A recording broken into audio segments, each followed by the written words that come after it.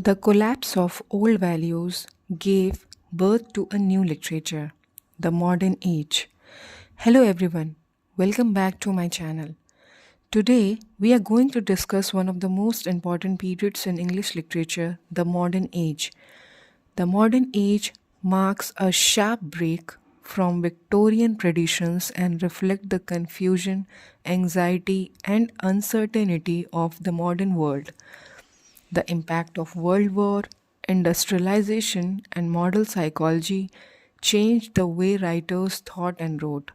In this video, we will understand the period, major characteristics, and important writers like T.S. Eliot, W.B. Yeats, and Harold Pinters in a simple and exam oriented manner.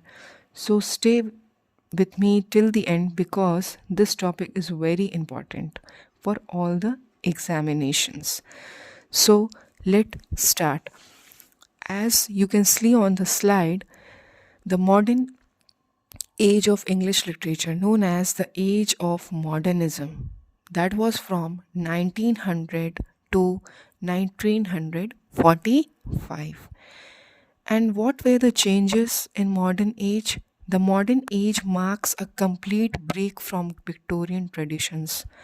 As in the last video, we have learned about Victorian age. So in this age, what had happened? It was completely break from Victorian traditions. Now let us see what were the historical background of this age. जैसे कि आप देख सकते हैं कि आखिर में modern age की तरफ बढ़ने का क्या क्या कारण रहा जो कि हिस्ट्री से रिलेटेड है.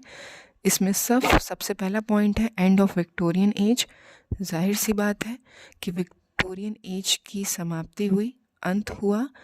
और फिर उसका दूसरा कारण है effect of world war first. So, as you know, what were the effects of World War First that modern age came? That were physical destruction, loss of life, and displacement of population. These were the main factors that evolved the modern age. And as a result, what had happened? There was shift in political power, social dynamic, and economic changes. And these changes gave rise to modern age. And the third reason is industrialization and urban life. And the fourth one is loss of faith in religion and moral values.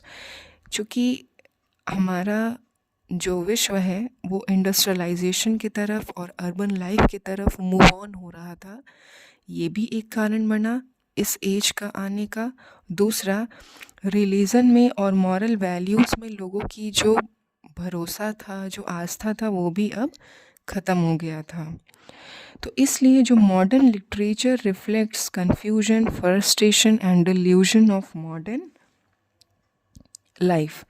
अब आप सोच रहे होंगे delusion का मतलब क्या होता है, आखिर में ये किसका परिणाम था.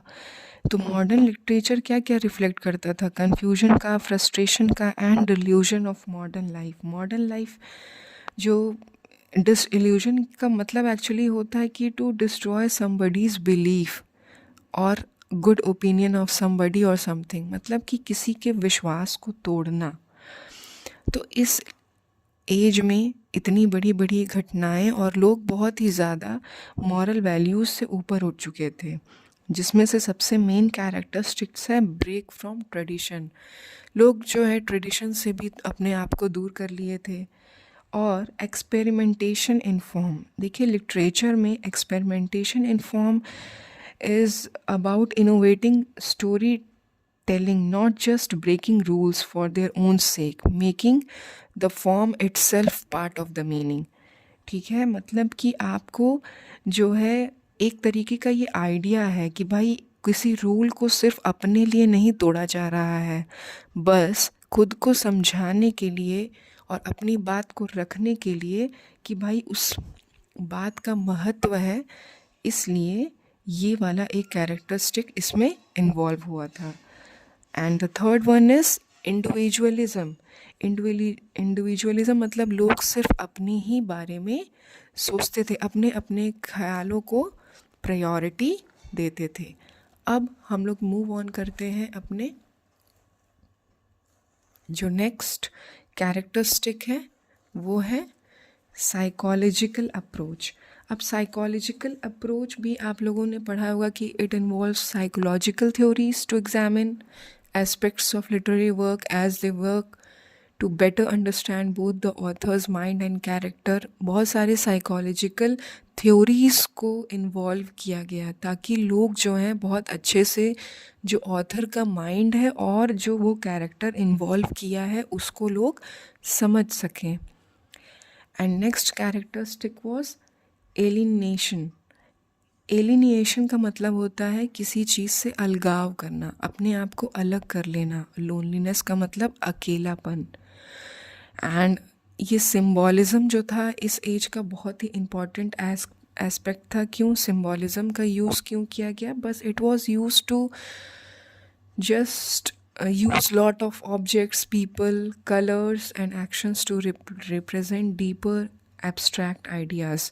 ये सारा जो है बहुत सारे हर जगह से लोग आइडियाज़ लेके और लोगों को समझाने की कोशिश करते थे अपने पोइट्री, अपने प्रोज, अपने ड्रामा, अपने प्लेस के थ्रू।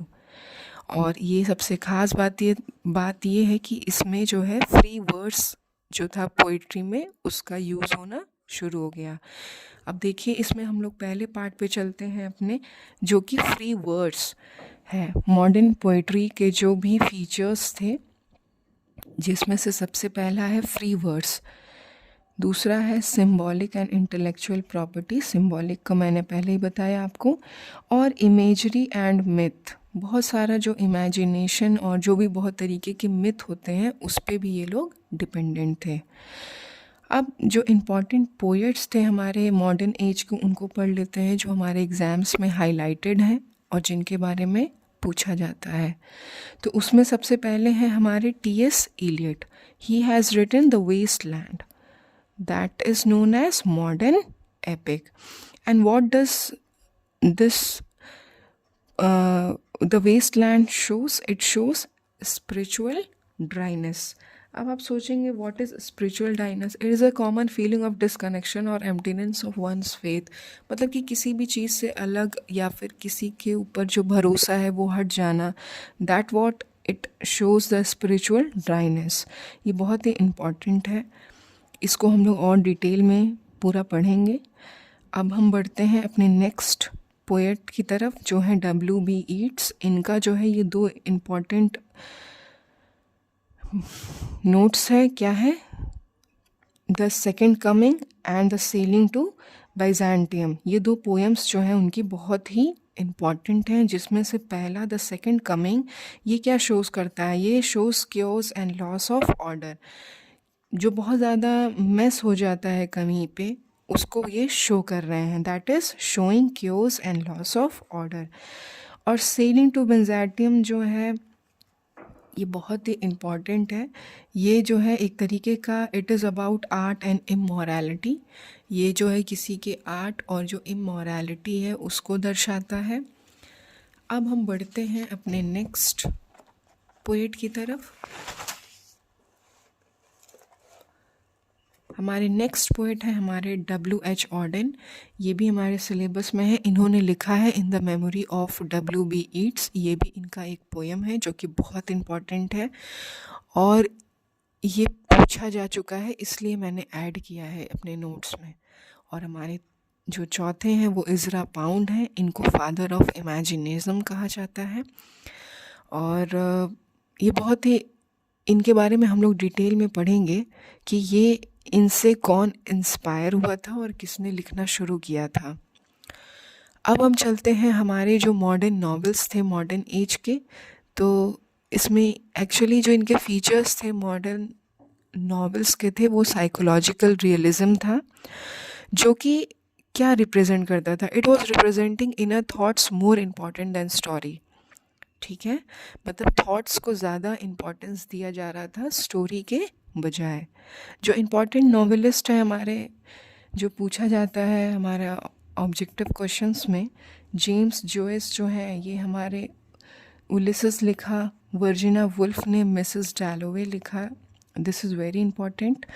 D.H. लॉरेंस हैं जो कि उन्होंने लिखा सन एंड लवर्स, E.M. फ्रॉस्टर हैं, इन्होंने लिखा अ पैसेज ऑफ इंडिया, ये भी बहुत ही इम्पॉर्टेंट है। और इस पूरे नावल को हम लोग डिस्कस भी करेंगे वन बाय वन। जितना जल्दी हो सके मैं सारे जो इम्पोर्टेंट ऑथर्स हैं, उनका जो पोएम है, उनका जो नॉवेल्स है, उनका जो ड्रामा है, उनको हम सब जो कि LT सिलेबस में डिस्क्राइब्ड है उसको हम ज़रूर एक्सप्लेन करेंगे। और स्पेशली जो मॉडर्न एज था, that was explaining the stream of consciousness and it is a technique to show continuous flow of thoughts. ये एक तरीके का क्या है, बहाव है, लोगों के थॉट्स को जानने का एक टेक्निक है, to show the continuous flow of thoughts. और जो राइटर हैं जेम्स जॉयस और वर्जिना वुल्फ जो है, ये लोग जो है स्ट्रीम ऑफ कॉन्शियसनेस में इन्वॉल्व हैं। और हमारे जो नॉवेलिस्ट हैं वो हैं विलियम गोल्डिंग, इन्होंने लिखा है लॉर्ड ऑफ द फ्लाइज। ये भी बहुत इंपॉर्टेंट है, इसको ऐड किया मैंने, बहुत ही ज़्यादा ये क्वेश्चन पूछा जा चुका है। अब हम बढ़ते हैं अपने मॉडर्न एज के ड्रामा की तरफ। जो हमारा मॉडर्न एज का ड्रामा है उसके जो फीचर्स हैं वो रियलिज़म है और साइकोलॉजिकल कॉन्फ्लिक्ट है। इसमें क्या क्या आखिर में दर्शाया गया है कि रियलिटी से इसको कोरिलेट किया गया है, और बहुत सारे साइकोलॉजिकल थ्योरीज़ को इन्वॉल्व करके जो कॉन्फ्लिक्ट है उसको भी इन्वॉल्व करके दूर किया गया है।